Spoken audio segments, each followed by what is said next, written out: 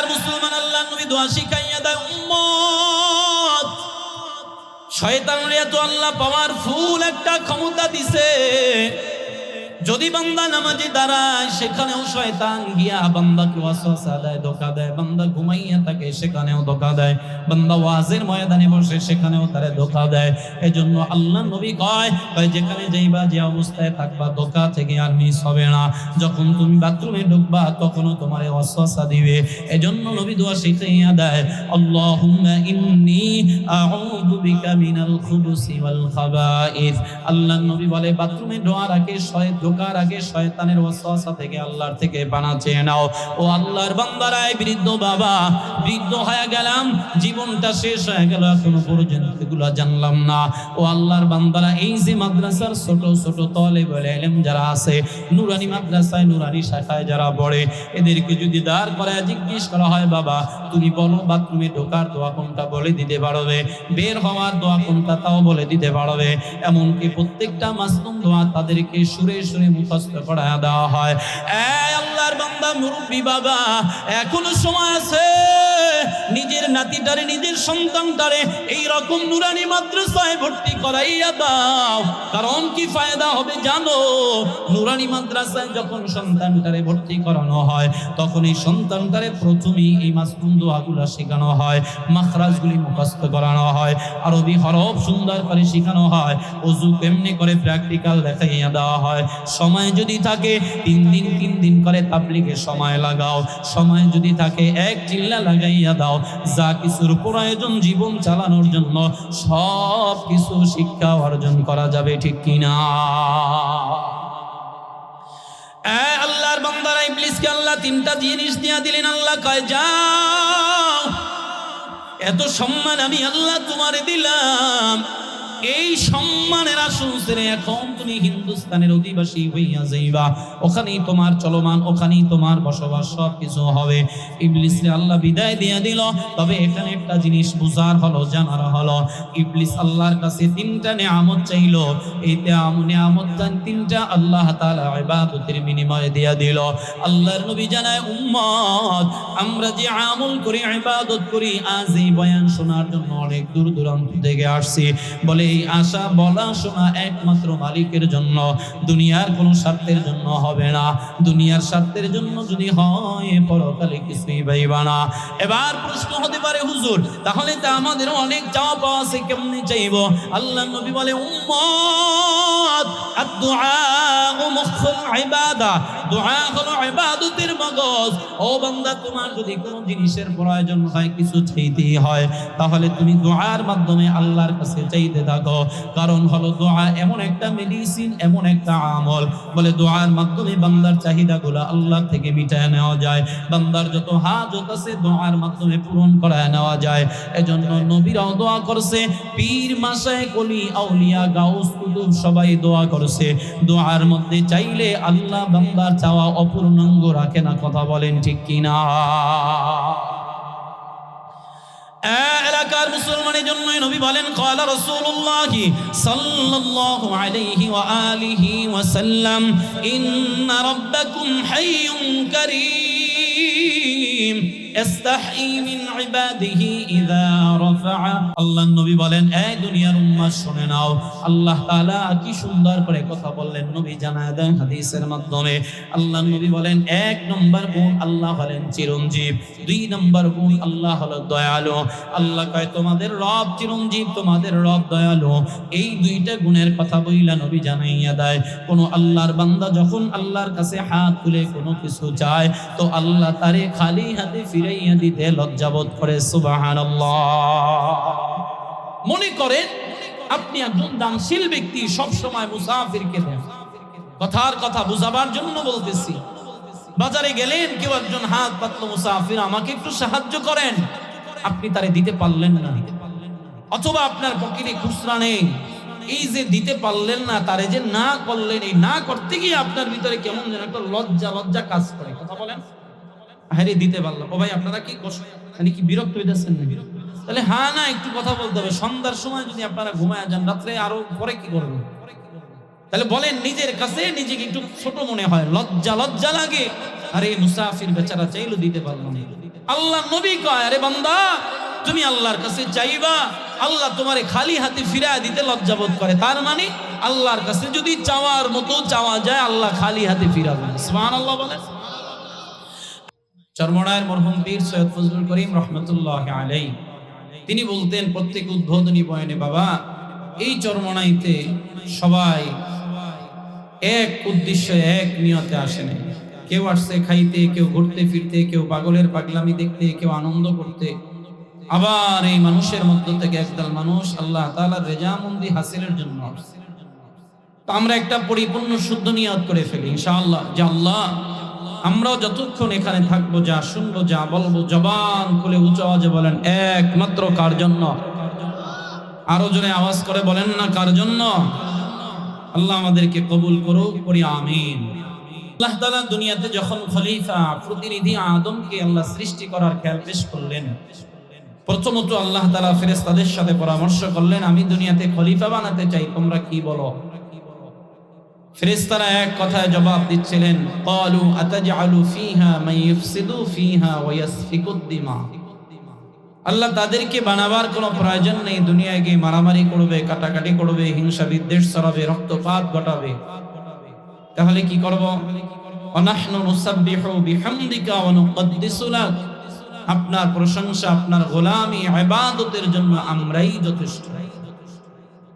যেমন প্রশ্ন তেমন জবাব আল্লাহ জানায় দিলেন, ইন্নী আ'লামু মা লা তা'লামুন। শোনো, আমি যা জানি তোমরা তা জানো।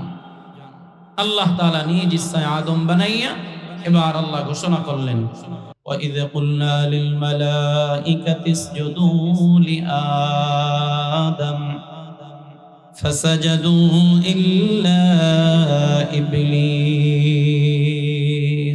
আল্লাহ তাআলা ঘোষণা করলেন, আমার ফেরেশতারা, এই যে আমার বানানো আদমকে আমি আল্লাহ তাআলার হুকুম পালনার্থে তোমরা সবাই তাকে সিজদা করো, সিজদায় অবনত হয়ে যাও। সমস্ত ফেরেশতারা সিজদা করলেও ইল্লা ইবলিস ব্যক্তি একজন ব্যতীত আওয়াজ করে বলেন তো তার নাম কি? এবার আল্লাহ তাআলা ডাক দিয়া কয়, ইবলিস, আমি আল্লাহ সকল ফেরেশতাদেরকে অর্ডার করলাম, সমস্ত ফেরেশতারা সিজদায় অবনত হয়ে গেল। কোন জিনিসকে তোমাকে সিজদা থেকে বাধা প্রদান করলো, ফিরায় রাখলো?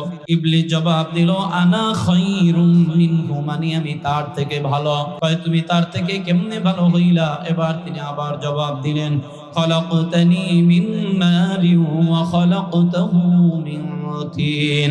আয় আল্লাহ, তাকে বানাইছো তুমি মাটির দ্বারা, মাটি দুর্বল, আমাকে সৃষ্টি করছো আগুনের দ্বারা, আগুন সবল। কাজী আমি সবল হইয়া দুর্বলের কাছে মাথা নত করতে পারি না। আল্লাহ কয়, আবা ওয়াস্তাকবারা ওয়া কানা মিনাল কাফিরিন। আমি আল্লাহর ইবাদত গোলামের সামনে যে ব্যক্তি যুক্তি দাঁড় করায় তাকেও আমি পছন্দ করি না। যাও যাও, আমি আল্লাহ তাআলা আমার হুকুম না মানার কারণে তোমাকে হালাক করে দিলাম, ধ্বংস করে দিলাম, কাফেরদের অন্তর্ভুক্ত করে দিলাম। নাউযুবিল্লাহ। আল্লাহ তাআলা বললেন, তুমি ফেরেশতা এই আদমকে সিজদা করো। সবাই করলো, তিনি করলো না। তার দিলের ভিতরে একটাই অহংকার, আমি বড় হইলাম বা আমি দামি, সৃষ্টিগত দিক থেকে আমাকে তুমি এমন এক পদার্থ দ্বারা সৃষ্টি করেছো যার কাছে মাটি দুর্বল, কাজে আমি তারে সিজদা করতে পারি না। এই অহংকারিত্ব ভাব, হিংসাত্মক মনোভাব আমাদের মধ্যে আছে না নাই? কথা বলেন। আমার থেকে বড় আর কেউ নাই, আমার থেকে ভালো হুজুর, ভালো নেতা, ভালো খেতা আমার থেকে আর এলাকার মধ্যে কেউ নাই। আমি কারে সালাম দিব, কারে আমি আমার জিজ্ঞেস করব? এই আমিত্ব ভাব যার ভিতরে থাকবে, আল্লাহ তার ধ্বংস অনিবার্য, তাতে বিন্দু মাত্র সন্দেহ নাই। কথা বুঝেননি? তাহলে বয়ানের প্রথম সবক অহংকার করা। জোরে বলেন, অহংকার করা। এবার আল্লাহ তাআলা ডাক দিয়া কয়, ইবলিস, এত সম্মান, এত মর্যাদা আমি আল্লাহ তোমারে দিলাম, এত সম্মান দেওয়ার পরে আজ এক হুকুম অমান্য করার কারণে তোমার সব কিছু বরবাদ হয়ে গেল। যাও, তুমি এখন থেকে হিন্দুস্তানের অধিবাসী হয়ে যাও। এত সম্মানের আসন আমি তোমারে দিলাম, এই সম্মানের আসনে এখন তুমি বেঈমান হয়ে গেছো, এখানে আর তোমার কোনো জায়গা নাই।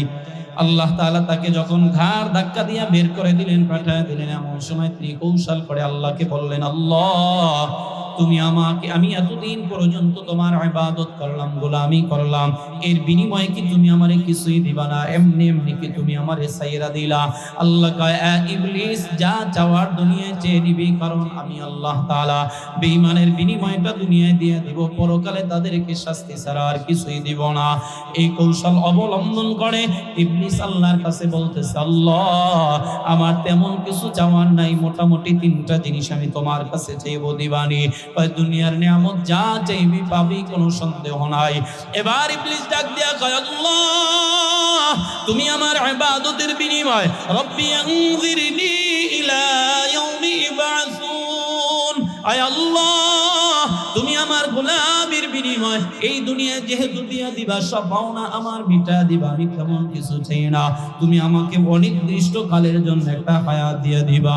আল্লাহ তাআলা কাছে তিনি চাইতে দেরি করলেন, আল্লাহ ঘোষণা করলেন, ইন্নাকা মিনাল মুনজারিন, যাও, আমি আল্লাহ তোমারে অনির্দিষ্ট কালের জন্য হায়াত দিয়া দিলাম। এবার আপনারা বুঝে থাকলে উঁচু আওয়াজে জবাব দিবেন, ইবলিস হায়াতে খুশি না বেজার। কেমন হায়াত? অনির্দিষ্ট কালের জন্য হায়াত, 100, 200, 300 বছর নয়। বলে দুনিয়ার এই মানুষ ইন্তেকাল করবেন, এরপরে আল্লাহ তাআলা জিন জাতিদেরকে খতম করবেন, তারপরে ইবলিসের মরণ হবে ফেরেশতাদের মৃত্যুর আগ মুহূর্তে। হায়াত কি লম্বা নাকি খাটো? অনেক লম্বা হায়াত, হায়াত পায়া মহা খুশি। কি বলেন? আপনাদের কারো যদি আল্লাহ হায়াত বাড়ায় দেয়, আপনারা খুশি হইবেন না? কথার কথা। এখানে যারা মুরব্বী আসছেন, অধিকাংশই তো মুরব্বীরা, দাড়ি পেকে গেছে। আগামীকালকে যদি এরকম একটা ঘোষণা হয় যে গতকালকে ওই শ্রীনিবাসদি ইসলামিয়া হাফিজিয়া মাদ্রাসার মাহফিলে যে সমস্ত বুড়ারা গেছিলা, আল্লাহ তুমি করে 100 বছর করে হায়াত বাড়াই দিয়েছে, কি বুড়ারা খুশি হবে না? বেজারে খুশির ঠেলা সকালবেলা ঘুম থেকে উঠা 3টা লাভ দিবে, লাভ দিয়ে পোলা বানরে ডাক দিয়ে কইবে, বাজান, আল্লাহ তো হায়াত আমারে আরো 100 বছর বাড়াই দিয়েছে, তোর মায়ে গেছে বুড়ো হেরে দিয়ে আর চলতো না, তোরা দেখে শুই না আমারে আরেকখান বিয়ে করে। কথা খান। ইবলিস মহা খুশি। এবার আল্লাহ তাআলা ডাক দিয়া কয়, ইবলিস, আমি আল্লাহর কাছে তোমার 1 নম্বর চাওয়া হায়াত, আমি আল্লাহ তোমারে হায়াত দিয়া দিলাম, এবার বলো তোমার 2 নম্বর চাওয়াটা কি? আমি আল্লাহ সেটাও দিয়া দিব। ইবলিস এবার জবাব দিচ্ছেন, আল্লাহ তুমি আমাকে এমন একটা শক্তি দিবা, এমন একটা পাওয়ার দিবা, যেখানে বান্দার ব্লাড সার্কুলেশন হয়, রক্ত সঞ্চালন হয়, আমি যেন সেখানে চলাচল করতে পারি। আল্লাহ কয়, যা তোরে সেই ক্ষমতা দিয়ে দেওয়া হলো, সেই পাওয়ার দিয়ে দেওয়া হলো। এবার ইবলিস এই পাওয়ার পেয়ে আরো আনন্দিত হয়ে গেল। আল্লাহ ডাক দিয়ে জিজ্ঞেস করে, ইবলিস, এই যে তুমি ওয়াসওয়াসা দেওয়ার শক্তি নিলা, এটার দ্বারা তুমি কি করবা? ইবলিস জবাব দিচ্ছেন, আল্লাহ, যে আদমের কারণে আমি হালাক হইছি, ধ্বংস হইছি, আমি তাদেরকে ধোঁকা দিব, ওয়াসওয়াসা দিব, তাদেরকে দিয়া গুনাহ করাইব।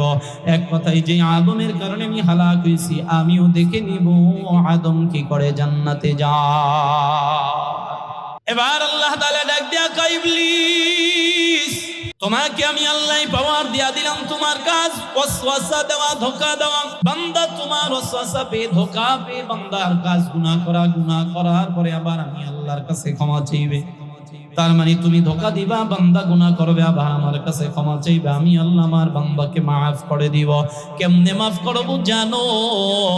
আমার বান্দার দুনিয়ার হায়াত হবে 60 বছর, 70 বছরের জিন্দেগি।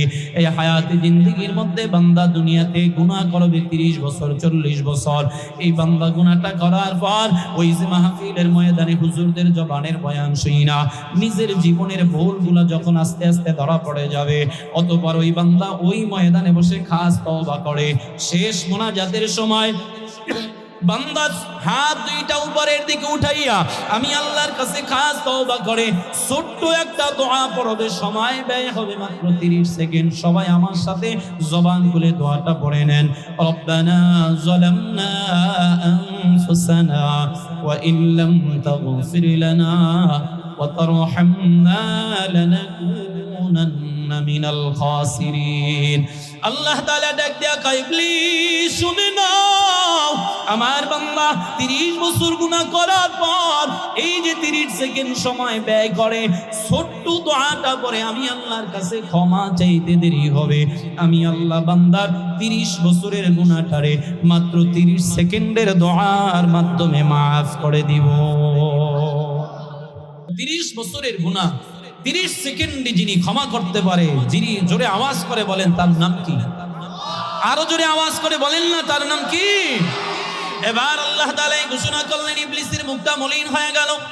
আল্লাহ ডাক দিয়া কয়, ইবলিস কি ব্যাপার, এত হাস্যোজ্জ্বল চেহারাটাকে এমন অন্ধকার হয়ে গেল, মলিন হয়ে গেল, কারণটা কি আমি আল্লাহ জানতে চাই। এবার ইবলিস কয়, আল্লাহ তুমি আমারে পাওয়ার দিলা, আবার সিনাইয়া নিলা, লাভ কি হলো? এই জন্যই তুই ইবলিস আর আমি আল্লাহ। চিল্লায় বলুন আল্লাহু আকবার। এবার আল্লাহ ডাক দিয়া কয়, ইবলিস এক এক করে 2টা চাওয়া তোমার পূরণ হয়ে গেল, 3 নম্বর চাওয়াটা কি আমি আল্লাহ জানতে চাই। কয় আল্লাহ আমার 3 নম্বর চাওয়া হলো, ও আল্লাহ তুমি আমারে লম্বা চূড়া হায়াত দিয়া দিলা, এবার ওয়াসওয়াসা দেওয়ার ক্ষমতাও দিয়ে দিলা। 3 নম্বর চাওয়া, তুমি আমারে জীবনে কোনোদিন অসুস্থতা দিবা না, সুস্থতার নিয়ামত দিয়া দাও। এলাকার মুসলমান, এই 2500-এর মধ্যে যেই হসপিটাল সবচেয়ে বড়, এই হসপিটালের ডাক্তারদের কাছে গিয়া বলবেন আপনাদের ডায়েরি বের করেন, দেখিনি শয়তানের নাম আছে কিনা, তার চিকিৎসা কোনোদিন হয়েছে কিনা। কারণ হলো আল্লাহ তাআলা তারে অসুস্থ দেয় নাই, তার চিকিৎসারও দরকার নাই, আল্লাহ তাআলা দিয়া দিলেন। আবার পুনরায় জিজ্ঞেস করলেন, এই সুস্থতার নিয়ামত দিয়া কি করবা? এবার তিনি ডাক দিয়া কয়, আল্লাহ তুমি আমারে হায়াত দিলা, ওয়াসওয়াসা দেওয়ার শক্তি দিলা, সুস্থতা যদি না দাও তো আকাম কুকাম কেমনে করব? তাছাড়া তোমার বান্দা আমাকে বকবে, আমাকে গালি দিবে, আমার জন্য বদদোয়া করবে। এমনকি মুমিন বান্দা যখন বাথরুমে যায় শয়তানরে গালি দেয়। কেমনে দেয়? বাংলা ভাষায় গালি দেয় না, দোয়া আছে। কি দোয়া আছে? বলে বাথরুমে ঢোকার আগে দোয়া আছে। এই দোয়া যদি এখানে মুরব্বী যারা আছে, অধিকাংশ মুরব্বীরা পারবেন। কথা ঠিক কিনা বলেন? এলাকার মুসলমান দাড়ি চুল পেকে গেল, কবর পথের যাত্রী, এই যে আল্লাহর বান্দারা মসজিদে গিয়া ওযু করে, তাকাইয়া দেখবেন অনেক মুরব্বীদের ওযু সহি শুদ্ধভাবে হয় না। এই ওযু নিয়ে নামাজও আদায় করে। যদি বলা হয়, ও চাচা যেইভাবে ওযু করলেন ওযু তো হলো না, ওযু যদি দেওয়া হয় নামাজও তো হইল না। হুজুর ফতুয়া বন্ধ করেন, আমি মূর্খ সূর্খ মানুষ, সোজা সাপটা মানুষ, যা করব আল্লাহ কবুল করবে। ও আল্লাহর বান্দারা, এর মাথার মধ্যে আল্লাহ এমন জ্ঞান দিয়া দিল, দুনিয়া সব বুঝলো, আসলটা বুঝলা না।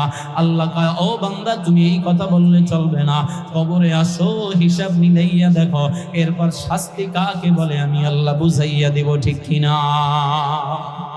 এলাকার মুসলমান, আল্লাহ নবী দোয়া শিখাইয়া দেয়, উম্মত শয়তানরে এত আল্লাহ পাওয়ারফুল একটা ক্ষমতা দিছে, যদি বান্দা নামাজে দাঁড়ায় সেখানেও শয়তান গিয়া বান্দাকে ওয়াসওয়াসা দেয়, ধোঁকা দেয়। বান্দা ঘুমাইয়া থাকে সেখানেও ধোঁকা দেয়, বান্দা ওয়াজের ময়দানে বসে সেখানেও তারে ধোঁকা দেয়। এজন্য আল্লাহ নবী কয় যেখানে যাইবা, যে অবস্থায় থাকবা, ধোঁকা থেকে আর মিস হবে না।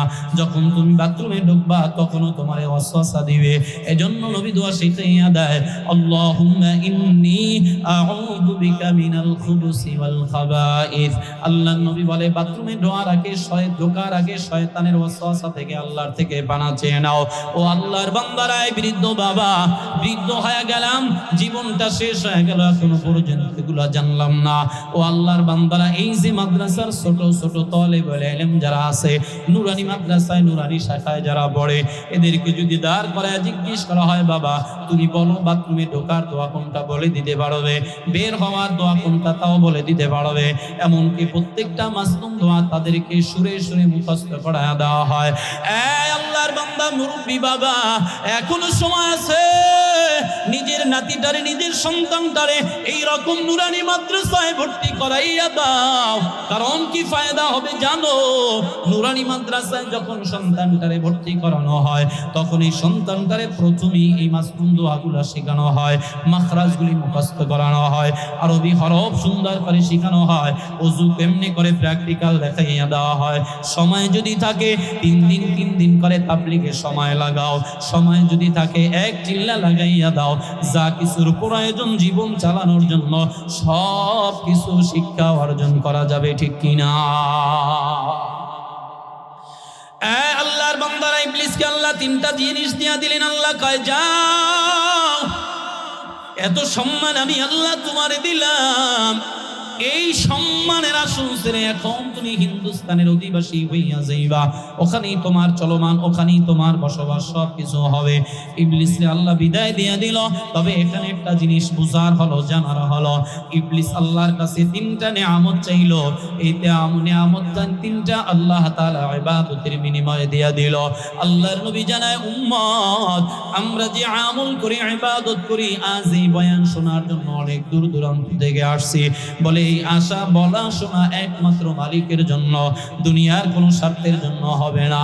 দুনিয়ার স্বার্থের জন্য যদি হয় পরকালে কিছুই পাইবা না। এবার প্রশ্ন হতে পারে, হুজুর তাহলে তো আমাদের অনেক চাওয়া পাওয়া আছে, কেমনে চাইবো?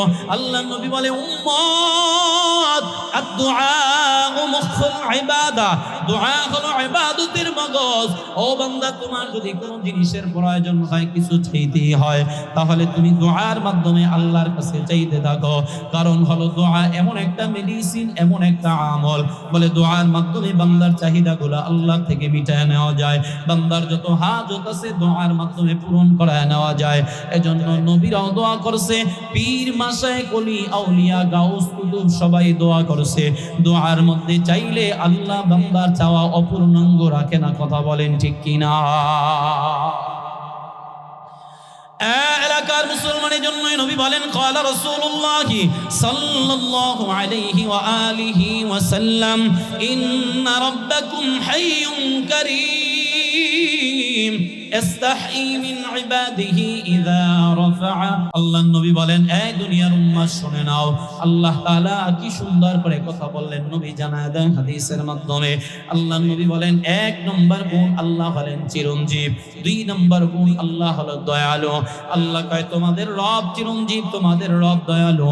এই দুইটা গুণের কথা বইলা নবী জানাইয়া দেয়। কোন আল্লাহর বান্দা যখন আল্লাহর কাছে হাত তুলে কোনো কিছু চায়, তো আল্লাহ তারে খালি হাতে ফিরাইয়া দিতে লজ্জাবোধ করে। সুবহানাল্লাহ। মনে করেন আপনি একজন দানশীল ব্যক্তি, সব সময় মুসাফিরকে দেন। কথার কথা বুঝাবার জন্য বলতেছি। বাজারে গেলেন, কেউ একজন হাত পাতলো, মুসাফির আমাকে একটু সাহায্য করেন, আপনি তারে দিতে পারলেন না, অথবা আপনার পকেটে খুচরা নেই, এই যে দিতে পারলেন না, তারে যে না করলেন, এই না করতে গিয়ে আপনার ভিতরে কেমন যেন একটা লজ্জা লজ্জা কাজ করে। কথা বলেন, আরে দিতে পারলাম, ও ভাই আপনারা কি কষ্ট, মানে কি বিরক্ত হইতেছেন নাকি? তাহলে হ্যাঁ না, একটু কথা বলতে হবে। সন্ধ্যার সময় যদি আপনারা ঘুমায় যান, রাত্রে আরো পরে কি করবেন? তাহলে বলেন, নিজের কাছে নিজেকে একটু ছোট মনে হয়, লজ্জা লজ্জা লাগে। আরে মুসাফির বেচারা চাইলো, দিতে পারলাম না। আল্লাহ নবী কয়, আরে বান্দা তুমি আল্লাহর কাছে চাইবা, আল্লাহ তোমারে খালি হাতে ফিরায় দিতে লজ্জাবোধ করে। তার মানে আল্লাহর কাছে যদি চাওয়ার মতো চাওয়া যায়, আল্লাহ খালি হাতে ফিরাবে। সুবহানাল্লাহ বলেন।